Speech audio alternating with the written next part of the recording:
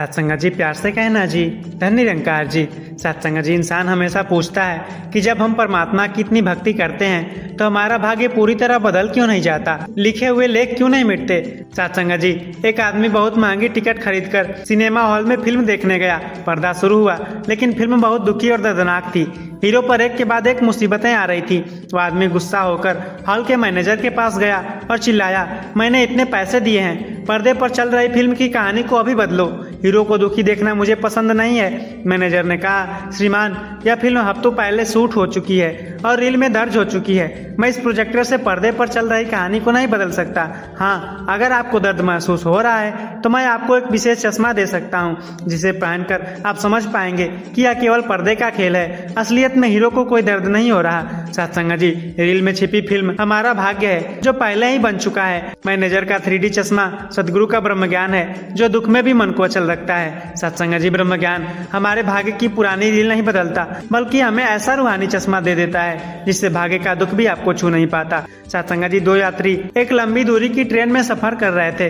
दोनों की सीटें और डब्बा एक ही था। पहला यात्री पूरे रास्ते शिकायत करता रहा, ट्रेन इतनी हिल क्यों रही है, रास्ते में अंधेरा क्यों आ गया, बाहर बारिश क्यों हो रही है। वह पूरे सफर में परेशान रहा। दूसरा यात्री, वह जानता था कि ट्रेन का रास्ता और टाइमिंग पहले से तय है, इसे बदला नहीं जा सकता। वह खिड़की के पास बैठकर आराम से चाय पीता रहा और बाहर के नजारों का मजा लेता रहा। सत्संग जी, हमारा भाग्य उस ट्रेन की रूट की तरह तय है। जन्म, मृत्यु, बीमारियां और सुख दुख के स्टेशन पहले से फिक्स हैं। अज्ञानी इंसान रास्ते के गड्ढों और तूफानों को बदलने की जिद में रोता रहता है, जबकि ज्ञानी संत यह समझकर शांत रहता है कि सफर तो तय है तो क्यों न इसे मुस्कुराकर काटा जाए। सत्संग जी, जैसे जब कमान से तीर छूट जाता है तो उसे हवा में वापस नहीं मोड़ा जा सकता, वैसे ही जो कर्म हम पूर्व जन्मों में कर चुके हैं उनका फल भाग्य बनकर इस शरीर पर आता ही है। परमात्मा नियम तोड़ने वाला नहीं बल्कि नियम चलाने वाला है। सत्संग जी, निरंकारी मिशन सिखाता है कि ब्रह्म ज्ञान और सिमरन से भाग्य का लिखा नहीं मिटता, लेकिन उसका असर बदल जरूर जाता है। अगर आपके भाग्य में सूल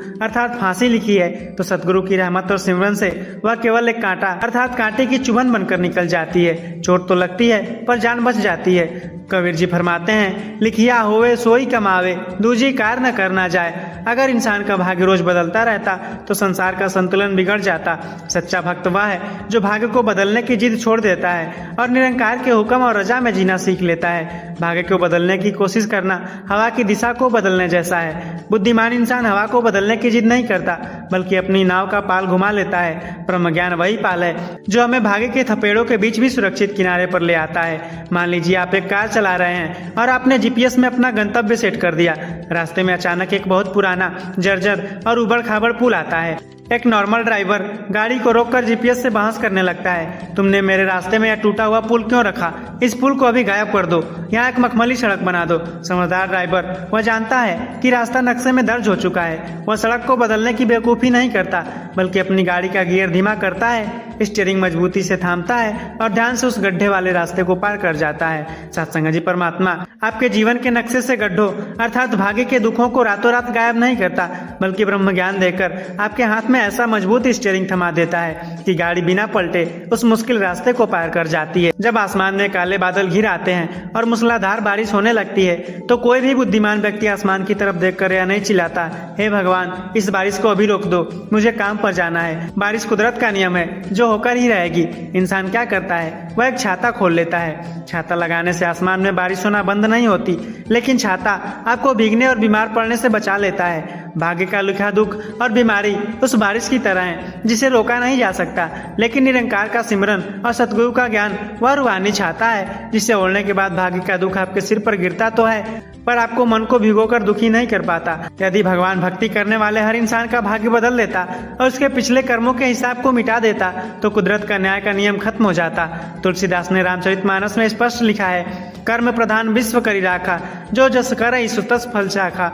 इस संसार में कर्म ही प्रधान है। इंसान जो जैसा करता है उसे वैसा ही फल चखना पड़ता है। परमात्मा इस नियम में दखल नहीं देता, क्योंकि यदि कर्मों का फल ही न मिले तो इंसान कभी अपने पापों से सीख नहीं पाएगा। निरंकारी मिशन यही समझाता है कि भक्ति से भाग्य का लिखा पूरी तरह मिटता नहीं, लेकिन दुख की तीव्रता खत्म हो जाती है। यदि किसी व्यक्ति के प्रारब्ध में बहुत बड़ी दुर्घटना लिखी थी जिसमें उसकी जान जा सकती थी, तो भक्ति और निरंकार की कृपा से वह दुर्घटना टलकर केवल एक छोटी सी खरोंच या पैर में मोच आने तक सीमित रह जाती है। है। सजा तो मिलती है लेकिन उसकी गंभीरता बहुत हद तक कम हो जाती है।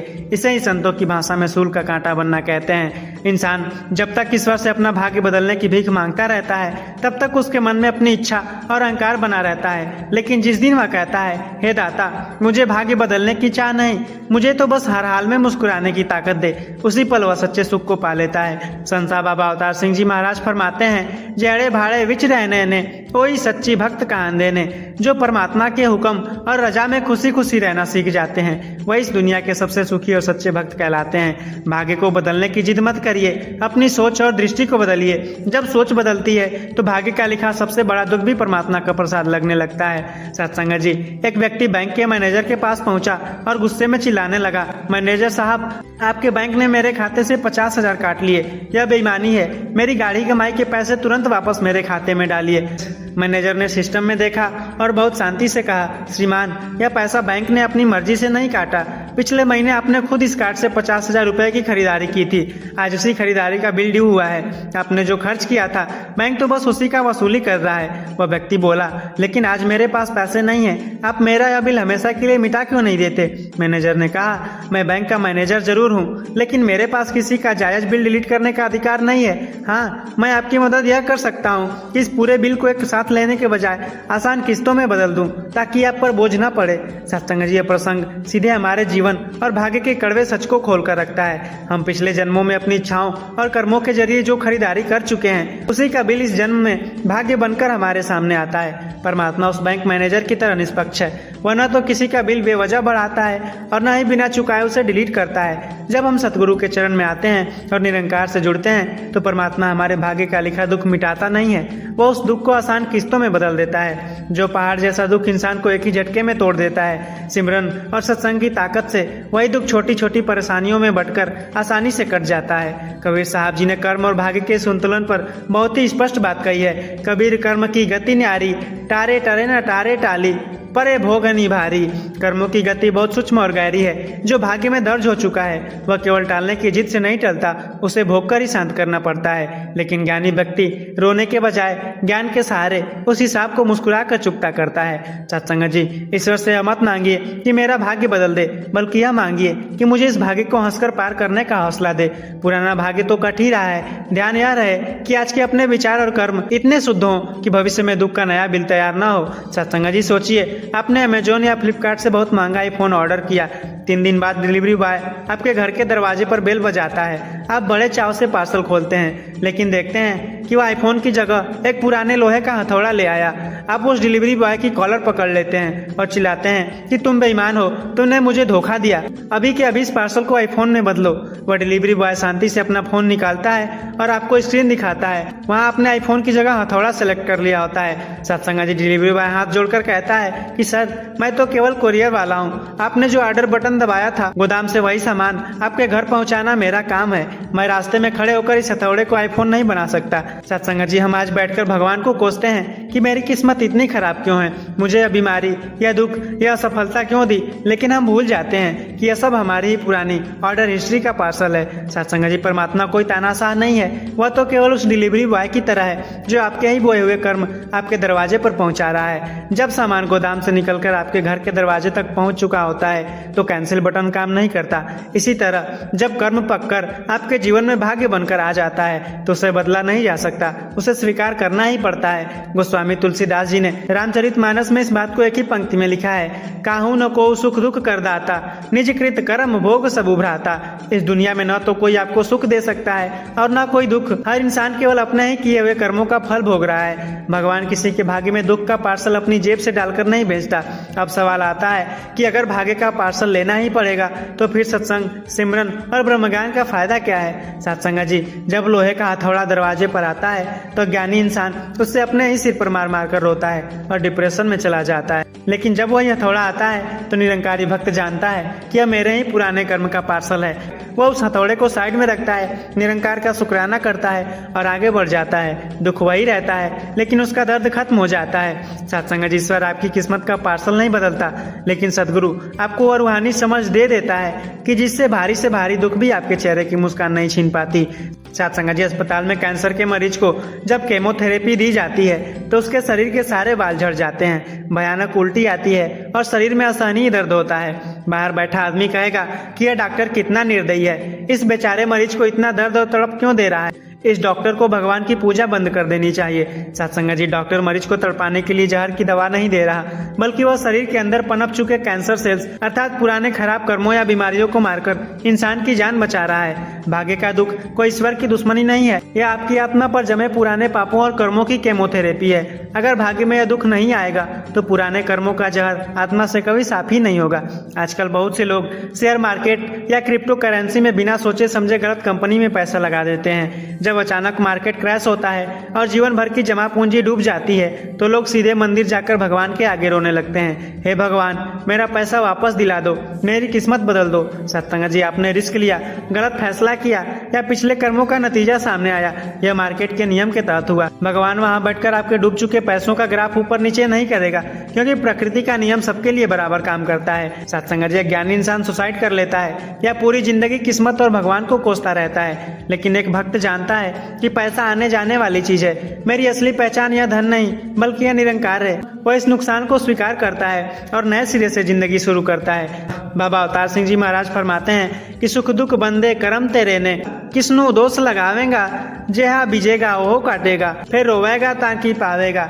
अर्थात हे इंसान, तेरे जीवन में आने वाले सुख और दुख तेरे अपने कर्मों के ही हिसाब हैं, तो इसके लिए परमात्मा को दोष क्यों देता है। जब बोया ही बबूल था तो अब रोने से भाग्य का फल नहीं बदलने वाला। सत्संग जी, ईश्वर आपके शेयर मार्केट का लॉस या किस्मत का लिखावट नहीं बदलता, लेकिन सदगुरु आपको ऐसा मजबूत मन दे देता है कि करोड़ों का नुकसान भी आपकी रातों की नींद छीन नहीं पाती। सत्संग जी, जब कोई इंसान जिम में जाकर भारी वजन उठाता है तो रात को उसके शरीर का कोना कोना दर्द करता है, मांसपेशियों में इतना खिंचाव और दर्द होता है कि अगले दिन उठना मुश्किल हो जाता है। अगर कोई आकर कहे कि हे भगवान मेरे जिम के इस दर्द को गायब कर दो और मेरी बॉडी बिना दर्द के ही बन जाए। सत्संग जी, मांसपेशियों के रेशे जब तक टूटेंगे नहीं और दर्द नहीं होगा तब तक शरीर में ताकत आ ही नहीं सकती।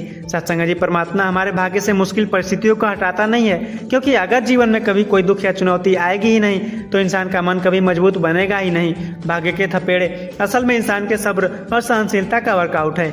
मान लीजिए आपके पास 15 साल पुरानी खटारी कार है जिसका इंजन और ब्रेक पूरी तरह घिस चुके हैं। अगर आप उस कार को 90 की स्पीड पर चलाएंगे तो रास्ते में ब्रेक फेल होना या कार का बंद पड़ जाना तय है। अब कोई ड्राइवर रोड पर खड़े होकर कहे भगवान बेईमान है, मेरी गाड़ी का ब्रेक रास्ते में क्यों फेल हो गया। गाड़ी आपकी पुरानी थी, आपने उसका मेंटेनेंस नहीं कराया था, यह उसका स्वाभाविक नतीजा है। हमारा यह शरीर और इसके सुख दुख हमारे अतीत के फैसलों, कर्मों और प्रकृति के नियमों का नतीजा है। भगवान बीच सड़क पर आकर आपकी गाड़ी का घिसा हुआ ब्रेक रातों रात नया नहीं बनाएगा। कबीर जी ने बिना किसी लाग लपेट के इस सच्चाई को सामने रखा। साधु सिद्ध सभी पचिम हुए, कर्म न मिटे जाए, कर्म प्रधान इस जगत में, जो जैसा करे सो फल पाए। अर्थात बड़े बड़े साधु संत भी शरीर त्याग गए, लेकिन कर्मों के विधान और भाग्य के लिखे को मिटाया नहीं जा सका। इस संसार में कर्म ही सर्वोपरि है और इंसान अपने कर्म का फल भोगे बिना छूट नहीं सकता। सत्संग जी, रास्ते के पत्थरों को हटाने की जिद मत करो, अपने पैरों में मजबूत जूते पहनना सीखो। भाग्य बदलना इंसान के बस में नहीं है, पर ज्ञान के सहारे मुस्कुराते हुए हर हाल में जीना सदगुरु सिखा देता है। सत्संग जी, किस्मत का लिखा बदला नहीं जा सकता, लेकिन निरंकार के ज्ञान से उस लिखे को सहने का हौसला जरूर पाया जा सकता है। जो रोते हैं वे बिखर जाते हैं और जो शुक्राना करते हैं वे हर हाल में निखर जाते हैं। सत्संग जी, कर्म का अटल विधान है कि भाग्य हमारे ही अतीत के कर्मों की डिलीवरी है, जिसे ईश्वर नहीं रोकता, क्योंकि यही सृष्टि का नियम है। ब्रह्म ज्ञान किस्मत की बारिश को बंद नहीं करता, बल्कि सिमरन का ऐसा छाता थमा देता है कि इंसान मन से कभी उदास नहीं होता। शिकायतों की जिद छोड़ें, निरंकार की रजा को मीठा करके स्वीकार करें और हर हाल में शुक्राना करते रहें। सत्संग जी, हर हाल में शुक्राना निरंकार की रजा में ही असली सुख है। सत्संग जी, जब किसी मुजरिम को अदालत से 6 महीने की जेल की सजा मिलती है तो जेलर अपनी मर्जी से उस कैदी की सजा का एक दिन भी कम ज्यादा नहीं कर सकता। कैदी रोज जेलर की मिन्नतें करें कि तुम बहुत दयालु हो, मेरी सजा का कागज ही फाड़ दो। जेलर केवल नियम का पालन करवा रहा है। सत्संग जी, ईश्वर उस जेलर की तरह निष्पक्ष है। भाग्य में दर्ज समय और सुख दुख हमारे अपने किए का लेखा जोखा है। परमात्मा नियम तोड़कर किसी का कागज नहीं फाड़ता, बल्कि भक्ति और सिमरन के जरिए उस सजा के समय को शांति से काटने का बल देता है। जब कोई विद्यार्थी पूरे साल पढ़ाई नहीं करता और परीक्षा में गलत उत्तर लिख कर आता है तो रिजल्ट के दिन वह टीचर से यह उम्मीद नहीं कर सकता कि उसकी मार्कशीट पर रातों रात गलत उत्तरों के पूरे नंबर लिख दिए जाएं। जैसा पर्चा लिखा गया था रिपोर्ट के कार्ड में वही अंक आएंगे। सदगुरु हमें भूतकाल के गलत पर्चे पर रोने के बजाय आज में सही कर्म करने और आने वाले कल को संवारने का मार्ग दिखाते हैं। नानक हुक्म जे बुझे तो हऊ में कहे न कोई। जो इंसान परमात्मा के हुक्म और कुदरत के नियमों को समझ लेता है उसके अंदर का अहंकार और शिकायतें हमेशा के लिए खत्म हो जाती हैं। सत्संग जी, भाग्य की रील नहीं बदलती, लेकिन सिमरन और सत्संग से हमारा नजरिया पूरी तरह बदल जाता है। शुक्राना ही समाधान है। जो है जैसा है उसी में दातार का शुक्राना करते हुए जीना ही निरंकारी भक्ति की असली पहचान है। हम कई बार अध्यात्म को जादू टोना मान लेते हैं कि भगवान कहीं बैठा है और बटन दबाकर किसी की भी किस्मत रातों रात बदल देगा, लेकिन कुदरत जादू से नहीं नियमों से चलती है। अगर किसी इंसान का डीएनए कोई बीमारी या एक्सीडेंट की वजह से शरीर का कोई अंग डैमेज हो जाता है तो कुदरत का नियम वहाँ काम करता है। मेडिकल साइंस भी जानती है कि कटे हुए हाथ पैर अपने आप नहीं उगते। परमात्मा का काम सृष्टि के बने बनाए नियमों को तोड़ना नहीं है। अगर भगवान हर इंसान के रोने पर उसके लिए प्राकृतिक नियमों को तोड़ने लगे तो पूरी दुनिया का सिस्टम ही ठप हो जाएगा। जब कोई बच्चा बोर्ड के एग्जाम में पूरे साल पढ़ाई नहीं करता और गलत जवाब लिख कर आता है तो रिजल्ट के दिन उसकी मार्कशीट पर फेल या कम नंबर आते हैं। अब अगर वह बच्चा और उसके घर वाले सेंटर के बाहर बैठकर रोने लगे कि टीचर बहुत जालिम है, वह कॉपी का रिजल्ट क्यों नहीं बदल रहा, तो क्या यह लॉजिकल है? सत्संग जी, लिखा हुआ पर्चा जमा हो चुका है, रिजल्ट वही आएगा जो लिखा गया था। ज्ञान आपको उस फेल हुए पर्चे पर रोना नहीं सिखाता, बल्कि आपको अगले पर्चे को सही से लिखने की अक्ल और समझ देता है। कबीर साहब जी ने लिखा है कि कबीर कर्म की गति न्यारी, टारे टरे न टारे टाली पर भोगनी भारी। कर्मों का हिसाब किताब इतना कड़ा है कि यह किसी के टालने से नहीं टलता। जो भाग्य में दर्ज है उसे शांति से भोग कर ही खत्म करना पड़ता है। परमात्मा जादूगर नहीं है जो आपकी किस्मत की लिखी कॉपी को फाड़कर नया लिख दे, तो वह तो आपको ज्ञान की वह ताकत देता है जिससे आप जिंदगी के सबसे बुरे दौर में भी नहीं टूटते, बल्कि मुस्कुराकर पार निकल जाते हैं। आज जब कोई बच्चा किसी जन्मजात बीमारी या अपंगता के साथ पैदा होता है तो लोग सीधे भगवान को कटघरे में खड़ा कर देते हैं, लेकिन अगर हम व्यवहारिक और वैज्ञानिक दृष्टि से देखें तो इंसान का शरीर माता पिता के क्रोमोसोम्स, जेनेटिक म्यूटेशन, गर्भावस्था के दौरान पोषण की कमी और आसपास के पर्यावरण के प्रभाव से बनता है। आत्मा जब नया शरीर धारण करती है तो अपने पुराने संस्कारों और क्रमिक ऊर्जा के साथ आती है। अगर परमात्मा हर इंसान की प्रार्थना पर भौतिक और जैविक नियमों को तोड़ना शुरू कर दे तो कुदरत का पूरा संतुलन ही बिगड़ जाएगा। परमात्मा नियमों का निर्माता है, उन्हें तोड़ने वाला नहीं। आज हर इंसान स्मार्टफोन इस्तेमाल करता है। अगर आपकी फोन की बैटरी 5% बची है और आप स्क्रीन पर उंगली चलाकर कितना भी रोएं या प्रार्थना करें कि भगवान मेरी बैटरी बिना चार्जर के 100% कर दो, तो क्या ऐसा होगा? सत्संग जी, प्रार्थना करने से 5% बैटरी रातों रात 100% नहीं बन जाती। ज्ञान आपको नया पावर बैंक थमा देता है ताकि फोन बंद ना पड़े और आप डिप्रेशन या अवसाद का शिकार ना हो। संपूर्ण अवतार बाणी में लिखा गया है, जे हा बीजेगा ओहो काटेगा, फिर रोएगा ताकि पावेगा। रजा विच रहना सीख ले बंदे, सुख सच्चा ताही पावेगा।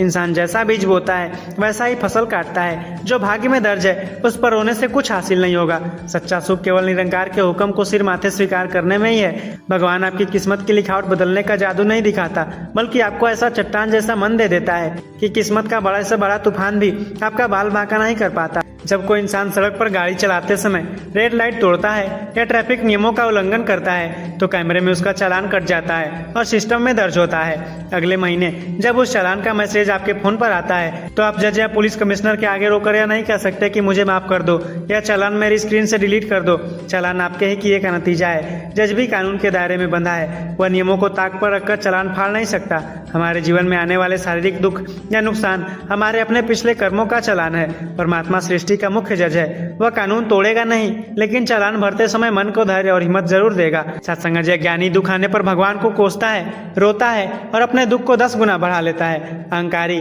किस्मत से लड़ने और उसे जबरदस्ती बदलने की जिद में अपनी मानसिक शांति पूरी तरह खो देता है। लेकिन एक संत जानता है कि यह शरीर और इसके सुख दुख मौसम की तरह है। वह रजा में रहता है और मुस्कुराकर हिसाब चुकता करता है। कबीर जी ने लिखा है, सुख दुख पहले ही बने पाछे बना शरीर, तुलसी चिंता क्यों करे भजले श्री रघुबीर। यह शरीर बनने से पहले ही इसके सुख और दुख का ढांचा तैयार हो चुका था। इसलिए व्यर्थ चिंता करने और किस्मत बदलने की जिद करने के बजाय निरंकार के सिमरन में ध्यान लगाइए। किस्मत को बदलने की कोशिश करना हवा को मुट्ठी में पकड़ने जैसा है। समझदारी हवा को रोकने में नहीं, बल्कि अपनी नाव का पाल संभालकर तूफान को पार करने में है। अगर आपके फोन की स्क्रीन पूरी तरह टूट चुकी है या उसका प्रोसेसर जल चुका है तो आप उसमें कितना भी लेटेस्ट सॉफ्टवेयर अपडेट कर लें, फोन की टूटी स्क्रीन अपने आप ठीक नहीं होगी। ठीक वैसा ही ब्रह्म ज्ञान मिलने से शरीर की अपंगता या बीमारी गायब नहीं होती। सॉफ्टवेयर अपडेट होने के बाद फोन हैंग होना बंद हो जाता है। ठीक वैसे ही ज्ञान मिलने के बाद इंसान का मन दुखों में हैंग होना बंद हो जाता है। जब आप बैंक से लोन लेते हैं तो बैंक मैनेजर आपसे पर्सनल दुश्मनी की वजह से हर महीने किस्त नहीं काटता, वह तो बस आपके ही लिए हुए लोन का हिसाब वसूल रहा होता है। भाग्य में मिलने वाला दुख हमारे पुराने कर्मों का बकाया बिल है। सतगुरु उस बिल को मिटाता नहीं बल्कि उसे आसान किस्तों में बदल देता है ताकि इंसान पर एक साथ पहाड़ जैसा बोझ न पड़े। संसा बाबा अवतार सिंह जी महाराज संपूर्ण अवतार बाणी में फरमाते हैं, जेहा बीजेगा ओहो काटेगा, फिर रोवेगा ताकि पावेगा, रजा विच रहना सीख ले बंदे, सुख सच्चा ताही पावेगा। सत्संग जी परमात्मा आपकी किस्मत की लिखावट नहीं बदलता बल्कि आपको ऐसा चट्टान जैसा मन दे देता है कि किस्मत का बड़ा से बड़ा तूफान भी आपकी मानसिक शांति नहीं छीन पाता। सत्संग जी प्यार से कहना जी। धन्य निरंकार जी।